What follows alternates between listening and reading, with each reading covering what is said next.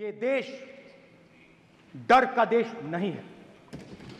तो हमारे सारे के सारे महापुरुषों ने अहिंसा की बात की, डर मिटाने की बात की। डरो मत, डराओ मत, डरो मत, डराओ मत। और दूसरी तरफ शिव जी कहते हैं डरो मत, डराओ मत, अभय मुद्रा दिखाते हैं, अहिंसा की बात करते हैं, त्रिशूल को जमीन में गाड़ देते हैं। और जो लोग अपने आप को हिंदू कहते हैं वो 24 घंटा हिंसा हिंसा हिंसा, नफरत नफरत नफरत, असत्य सत्य असत्य। जिंदगी में नहीं डराया। उसके बाद जीसस क्राइस्ट की इमेज देखिए, उसमें भी आपको अभय मुद्रा दिखाई देगा। जीसस क्राइस्ट की इमेज में भी अभय मुद्रा, डरो मत, डराओ मत। और जीसस क्राइस्ट ने कहा कि अगर आपको कोई थप्पड़ मारता है तो दूसरा गाल दिखा दो। उसके बाद बुद्ध भगवान, अभय मुद्रा।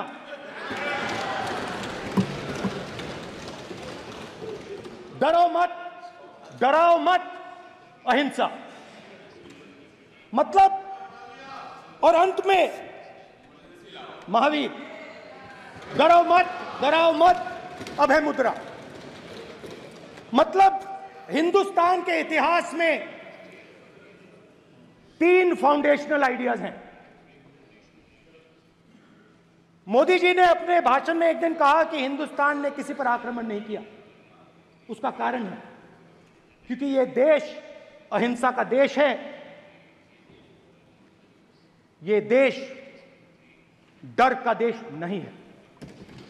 तो हमारे सारे के सारे महापुरुषों ने अहिंसा की बात की, डर मिटाने की बात की। डरो मत, डराओ मत, डरो मत, डराओ मत। और दूसरी तरफ शिव जी कहते हैं डरो मत, डराओ मत, अभय मुद्रा दिखाते हैं, अहिंसा की बात करते हैं, त्रिशूल को जमीन में गाड़ देते हैं। और जो लोग अपने आप को हिंदू कहते हैं वो 24 घंटा हिंसा हिंसा हिंसा, नफरत नफरत नफरत, असत्य सत्य असत्य।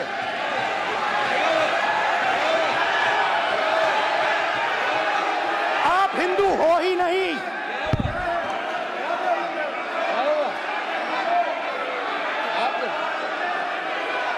Just get me that picture of Shiva. I'm inside speaker's office. Hindu धर्म में साफ लिखा है, सत्य के साथ खड़ा होना चाहिए, सत्य से पीछे नहीं हटना चाहिए, सत्य से नहीं डरना चाहिए। अहिंसा हमारा प्रतीक है। अभय मुद्रा, ऐसे कीजिए, ऐसे कीजिए, अभय मुद्रा।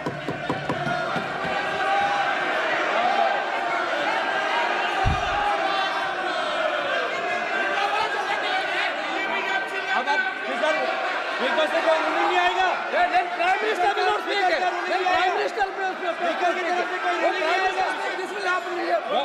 स्पीकर वहां पे doing this, it will repeat again. भाई भाई भाई, स्पीकर की तरफ से कोई रूलिंग नहीं आ रहा। माननीय ये आप बात समझिए, कोई नहीं बोल रहा। आप बात समझिए।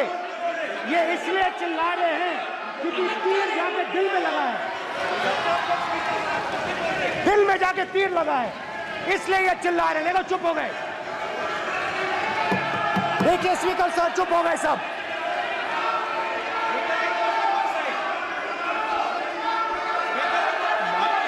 एक मिनट।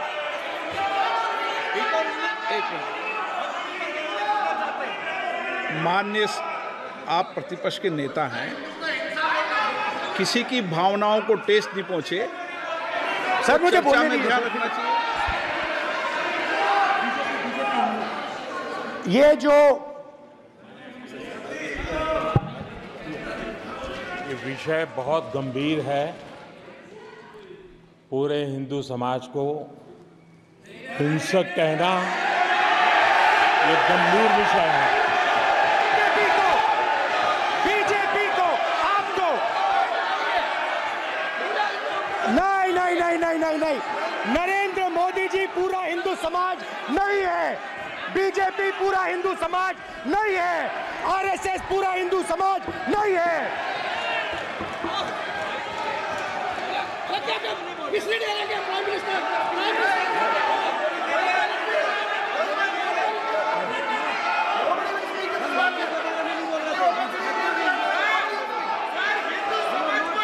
भूपेंद्र यादव जी, ये ठेका नहीं है बीजेपी का। भूपेंद्र यादव जी बोलना चाहते हैं आप? ये सब हिंदू हैं यहाँ पे, ये सब हिंदू हैं। माननीय अध्यक्ष जी, प्रतिपक्ष के नेता आज पहली बार इस सदन को संबोधित कर रहे हैं। मैं दो नियम रूल 349 और रूल 352 के संबंध में आपका ध्यान आकर्षित करना चाहता हूं। सबसे पहले तो प्रतिपक्ष के नेता को बोलने का तरीका आना चाहिए। 349 जो 12 है वो स्पष्ट रूप से कहता है शैल नॉट सिट और stand with back toward the chair.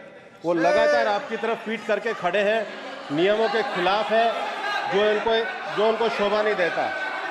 दूसरा अध्यक्ष महोदय, अध्यक्ष महोदय आर्टिकल रूल 352 रूल 2 ये कहता है make personal reference by way of making an allegation imputing a motive to और ए क्वेश्चनिंग द बोना फाइडी। इन्होंने पूरे विपक्ष के सदस्यों पे नहीं बल्कि इससे बाहर जाकर पूरे एक हिंदू समाज के ऊपर एलिगेशन लगाया है। इनकी बोना फाइड गलत है, इनके खड़े होने का तरीका गलत है। सदस्यों में तो लगाया ही है। माननीय अध्यक्ष जी,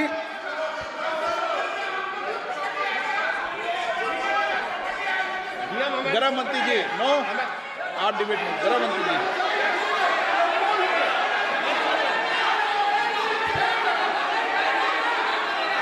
माननीय अध्यक्ष जी, शोर शराबा कर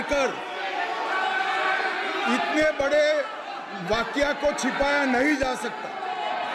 विपक्ष के नेताजी ने कैटेगोरिकली कहा है कि जो अपने आप को हिंदू कहते हैं वो हिंसा करते हैं।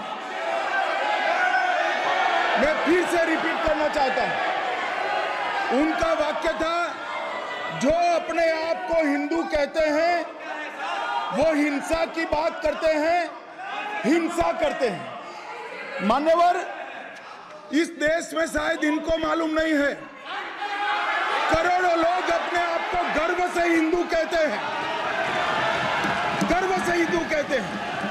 क्या वो सभी लोग हिंसा की बात करते हैं, हिंसा करते हैं? हिंसा की भावना को किसी धर्म के साथ जोड़ना और इस सदन में और संवैधानिक पद पर बैठे हुए व्यक्ति ने, मैं मानता हूं मान्यवर, उन्होंने इसकी माफी मांगनी चाहिए। मान्यवर, मैं उनको एक गुजारिश भी करना चाहता हूं कि इस्लाम में अभय मुद्रा, इस पर इस्लाम के विद्वानों का मत एक बार वो ले ले। गुरु नानक साहब की अभय मुद्रा पर SGPC का मत वो ले ले। और मान्यवर, अभय की बात तो इनको करने का कोई अधिकार नहीं है। आपातकाल में पूरे देश को इन्होंने भयभीत करा है, लाखों लोगों को जेल में डाला। और आतंक, वैचारिक आतंक अगर कभी था, वैचारिक आतंक कभी था तो आपातकाल के वक्त था। और मान्यवर, दिल्ली में हजारों सिख भाइयों का कत्लेआम उनके शासन में हुआ। आज वो भय की बात कर रहे हैं। मान्यवर, मेरा आपसे आग्रह है कि श्री राहुल गांधी नेता प्रतिपक्ष पहला भाषण होने के बावजूद माफी मांगनी चाहिए, न केवल सदन, पूरे देश की माफी मांगनी चाहिए।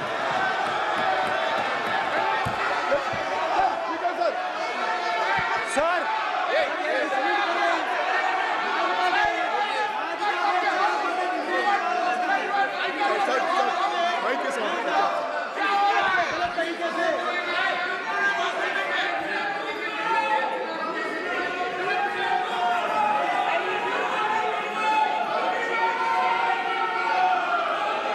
स्पीकर सर,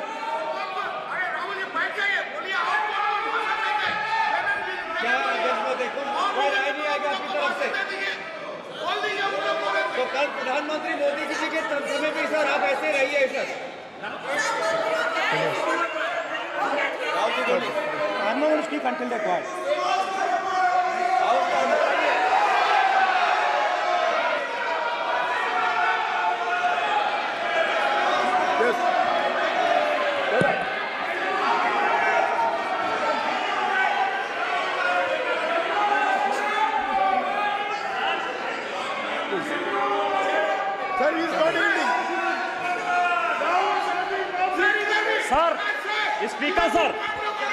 स्पीकर सर, ये संविधान की बात कर रहे हैं सर, और इसी संविधान का आर्टिकल 25 कहता है कि किसी भी धर्म के ऊपर कोई भी व्यक्ति किसी को हिंसावादी करार नहीं दे सकता है।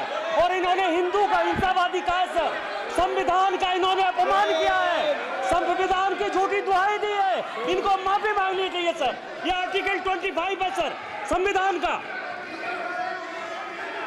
सर इनको माफी मांगनी चाहिए। आर्टिकल 25 जो है संविधान, और ये देश संविधान से चलता है, ये पार्लियामेंट संविधान से चलता है सर, इनको माफी मांगनी चाहिए सर। ये संविधान से ऊपर नहीं है सर, कांग्रेस संविधान से ऊपर नहीं है। आर्टिकल 25, कल्याण बनर्जी बताए आर्टिकल 25 क्या था? आप उनको कहिए आप लोग कहा क्या? पार्लियामेंट में आप लोग का है, आप लोग का जमींदारी है क्या? क्या समझते हो? पार्लियामेंट का आप लोग का जमींदारी है क्या? जमींदारी बिठा दी।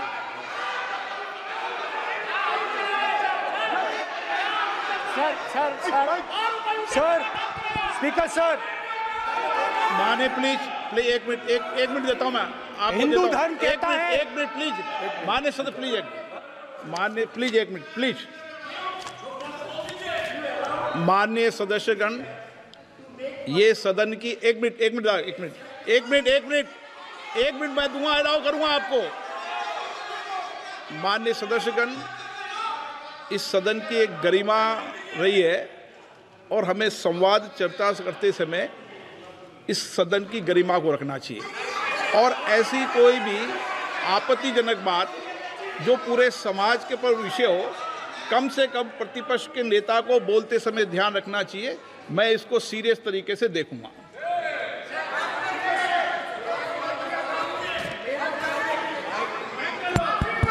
सर, अगर आप हिंदू धर्म के जो महापुरुष हैं, महापुरुष छोड़िए, अगर आप शिव जी को देखें तो क्या हो रहा है सर?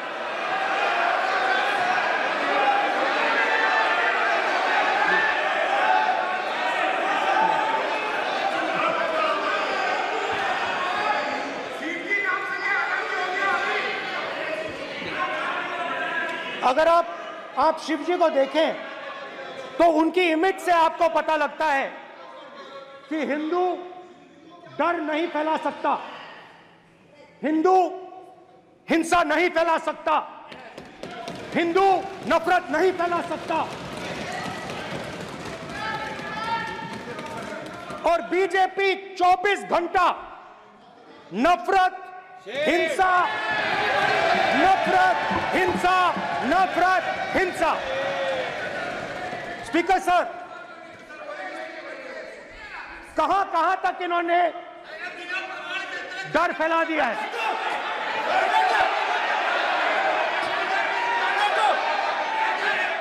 प्लीज सर, कहां तक इन लोगों ने डर फैला दिया? मैं आपको अयोध्या से शुरू करता हूं। सर नमस्कार। शाबाश। अयोध्या ने आपको मैसेज भेजा। अयोध्या ने राम भगवान, मेरा व्यवस्था का सवाल है।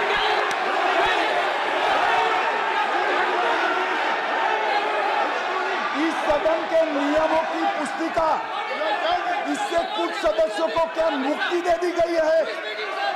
आपके गाइडेंस के बाद भी बार बार तस्वीर बताना, पूरे बीजेपी को हिंसा कर रही है ऐसे कहना, खड़े होकर एक दूसरे के बीच में हस्तधून करना, सारे नियम इनको लागू नहीं होते हैं।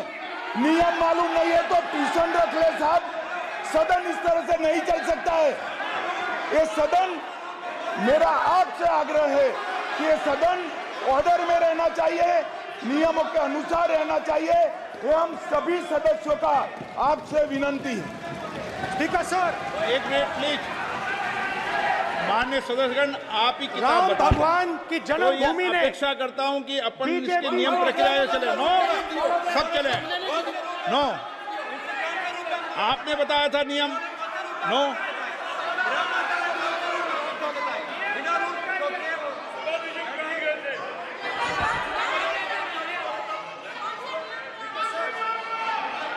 माइक दीजिए सर। हाँ सर, मेरा सवाल है सर, इस माइक का कंट्रोलर किसके हाथ में? प्लीज बैठिए सर ये ऑफ होता है, प्लीज बीच में माने ऑफ हो बैठिए जाता है। प्लीज।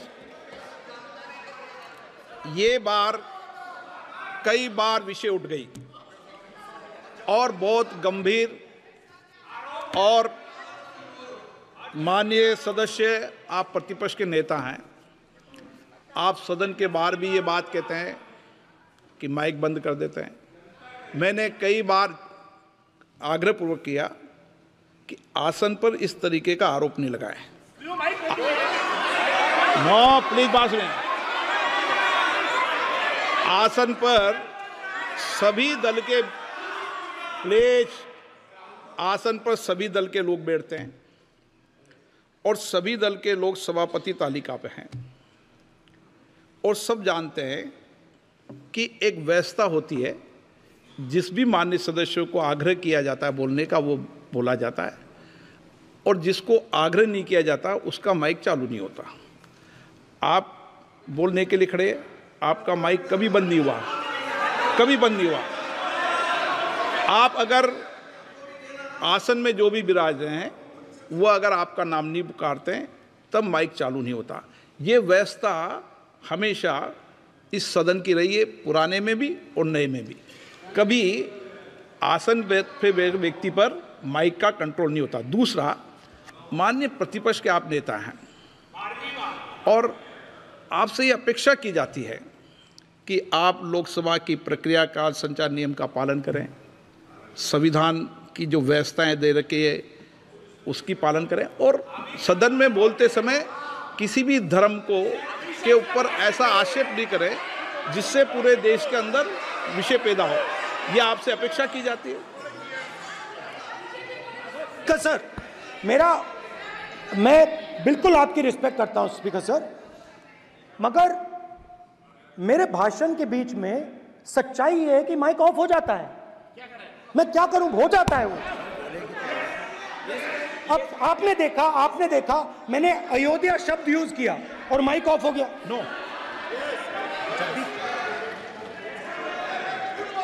अरे ये प्रधानमंत्री मोदी जी के टाइम में आधा आधा कह रहा है क्या? तो अयोध्या ने राम भगवान की जन्मभूमि, प्लीज ब्रदर, राम भगवान की जन्मभूमि ने बीजेपी को मैसेज दिया। और ये आपके सामने मैसेज बैठे हुए हैं। मैंने इनसे पूछा, कल कॉफी पी, इनसे मैंने पूछा बताइए, मैंने पूछा कि बताइए ये हुआ क्या। बीजेपी ने राम मंदिर का इनॉग्रेशन किया, बोलने दीजिए, राम मंदिर का इनॉग्रेशन किया। अरे भाई आप हार गए, उसको सहन करिए। नाम बोलने की कोई जरूरत नहीं है, मैं भाषण दे रहा हूं, आप नहीं दे रहे हो। मुझे बोलना है जो बोलना है, मुझे नाम लेने की कोई जरूरत नहीं, मुझे जो बोलना है मैं बोलूंगा। तो अयोध्या ने मैसेज दिया और मैंने इनसे पूछा कि हुआ क्या, और इनका जवाब आया। मैंने उनसे पूछा कि आपको कब पता लगा कि आप अयोध्या में जीत रहे हो, और आपने कहा पहले दिन से मुझे पता था। सही बात। और मैंने कहा ये क्या हुआ, उन्होंने कहा राहुल जी अयोध्या में एयरपोर्ट बना, अयोध्या की जनता से जमीन छीनी गई और आज तक उन्हें मुआवजा नहीं मिला है। उन्होंने कहा, सही बात, उन्होंने कहा कि अयोध्या में जो भी छोटे छोटे दुकानदार थे, जो भी छोटी छोटी बिल्डिंग्स थी, उन सारों को तोड़कर गिरा दिया गया और उन लोगों को सड़क पर कर दिया गया। इन्होंने यह भी कहा कि अयोध्या के इनॉग्रेशन में अयोध्या की जनता को बहुत दुख हुआ, क्योंकि इनॉग्रेशन में अदानी जी थे, अंबानी जी थे, मगर अयोध्या का कोई नहीं था। और ये कारण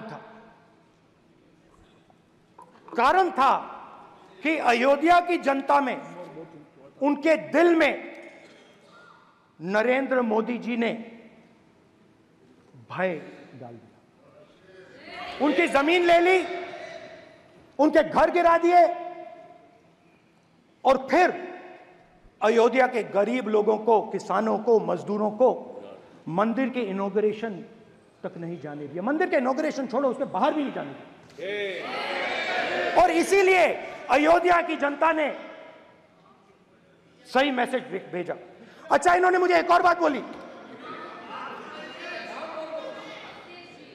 3 बार इन्होंने कहा कि 3 बार नरेंद्र मोदी ने टेस्ट किया, 2 बार क्या मैं अयोध्या से लड़ जाऊं, और सर्वेयर्स ने कहा अयोध्या में मत लड़ जाना, अयोध्या में मत लड़ जाना, अयोध्या की जनता हरा देगी। और इसीलिए प्रधानमंत्री वाराणसी गए और वहां बच के निकले।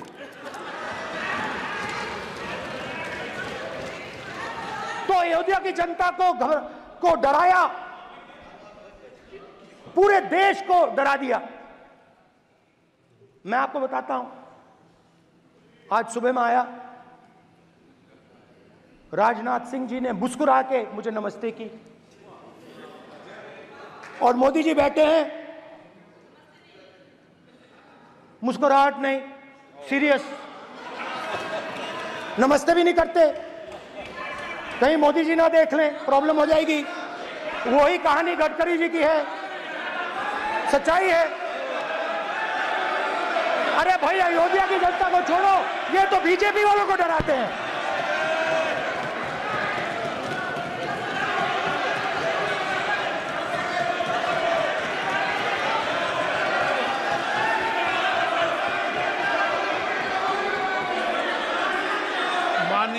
सर क्या है?